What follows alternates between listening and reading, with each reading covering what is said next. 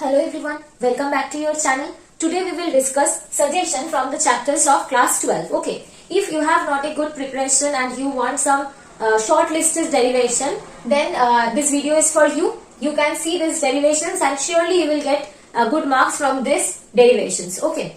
And if you have a good preparation but you want to revise again and you want to know that which are the most important derivation on which you will focus before the exam, then this video is also good for you. You will revise these derivation, the list I will give you. You will revise that derivation and that will secure a good marks in the examination. Okay, so let's start the video.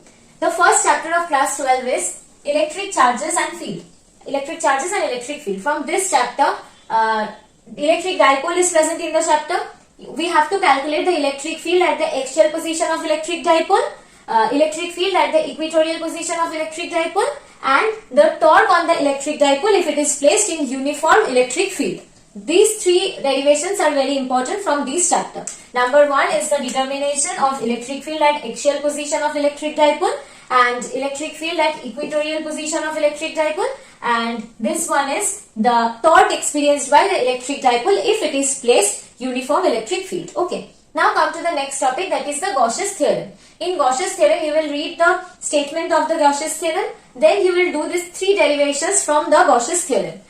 Using Gauss's theorem, you have to calculate the electric field due to a plane charge sheet and calculation of the electric field due to a line charge using Gauss's theorem, and also the calculation of electric field due to a charge shell using Gauss's theorem. These are the three proofs related to Gauss's theorem. So total I have mentioned 6 derivations from this chapter that you should revise before your examination. These are very important for your exam. And now we will move to the next chapter, and these 6 derivations are also present in my channel.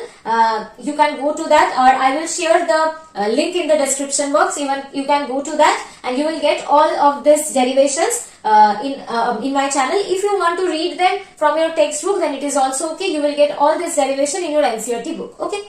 Now we will move to the next chapter. This is the second chapter, electric potential and capacitance. From this chapter, we will derive the potential due to a dipole.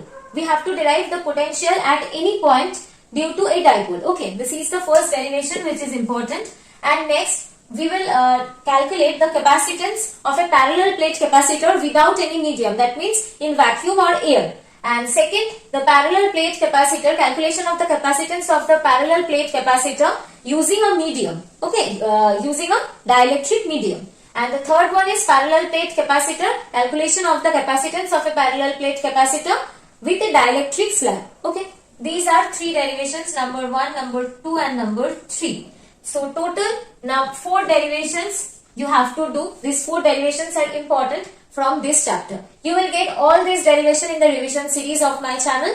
I will give the description in the link. If you need any of this derivation, if you don't understand the derivation from the textbook and you need the derivation easily, shortly you want to do the derivation and you want to clear your concept, then please go through the description box and go to the link. You will get the video. These are the 4 derivations important from this chapter. Now we will move to the third chapter, that is the current electricity. This is our third chapter, current electricity. From this chapter, the first derivation which is important, that is the expression of drift velocity. This you have to derive this expression. Okay.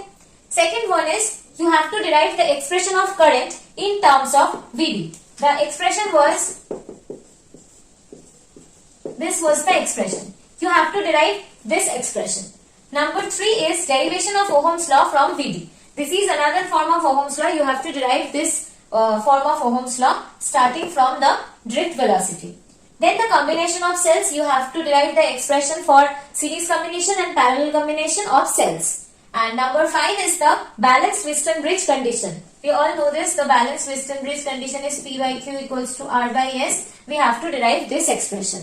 So from this chapter, we are getting 5 derivations which are very important. Okay, I am giving a very short list of derivation to you. So try to complete this all derivation. Don't neglect any one from this. These are very important for derivation basis or for numericals also. So please go through this. Okay, now we will move to the next chapter. This is our 4th chapter, moving charges and magnetism. From this chapter, the first derivation we will do, Using Biot-Savart law, we will try to calculate the magnetic field at the axial position of current carrying circular loop. Using Biot-Savart law, we will calculate the magnetic field at the axial position of current carrying circular loop. And the second derivation is, using Biot-Savart law, we will calculate the magnetic field at the center of current carrying circular loop. Okay, so using Biot-Savart's law, we will do these two derivations. And using Ampere's circuital law, we will derive the magnetic field at any position at a distance r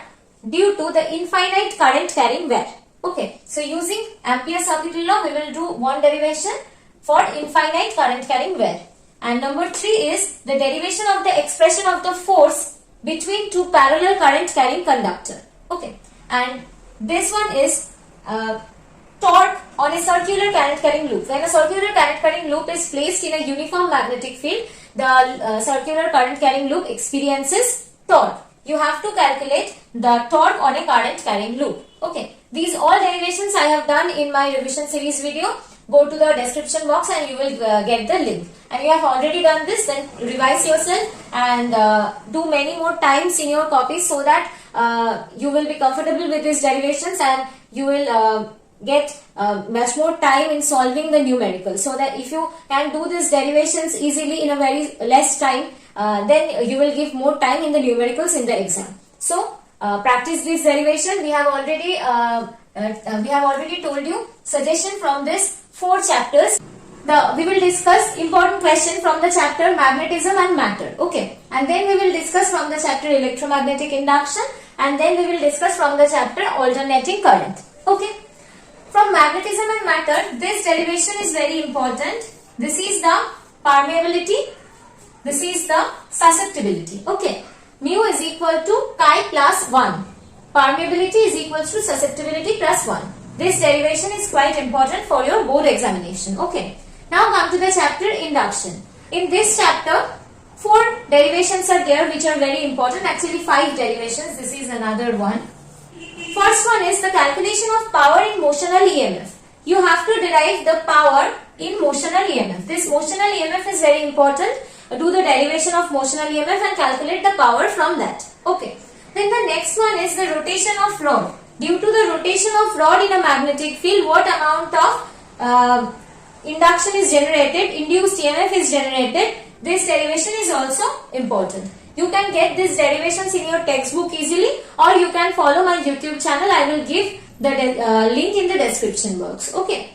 Now the third one is AC generator. The derivation of the AC generator is also very important from this chapter. And the fourth one is the calculation of self-inductance. When current passes through a wire and this current changes with time, self-induction is generated. Okay, induced current generated in the coil, which is self-induction. This calculation of self-inductance is also important, and the calculation of mutual inductance is also important. All the derivations are given in my chapter, given in my videos. From this chapter, go to the chapter and see the videos in the channel. Okay. Now next, this is alternating current. In alternating current chapter, we have to study LR circuit. What do you mean by LR? That is inductor plus resistance. This kind of circuit you have to see where you can get the calculation of power, phasor diagram, etc. for LR circuit. And then CR circuit, that is capacitor and resistor. This is our CR circuit. You have to derive the expression of power, phasor diagram, everything for this CR circuit. And the next one is LCR circuit, that is LCR. Okay, this is the LCR circuit. For this LCR circuit, you have to do the same. The phasor diagram, power, power factor, everything comes with this LCR circuit. You have to study everything which is associated with this LCR circuit. Okay. These are the important questions from these 3 chapters. Now we will move to the next chapter. Now we will discuss the important derivations from the chapter wave of EM waves and ray optics. Okay. From the EM wave, this derivation is important where we will write that the energy density of the electric field is equals to the energy density due to the magnetic field. This derivation is important from the chapter EM wave. And from the chapter ray optics, 5 derivations are important. I am writing this is less important. Mirror is less important for your examination.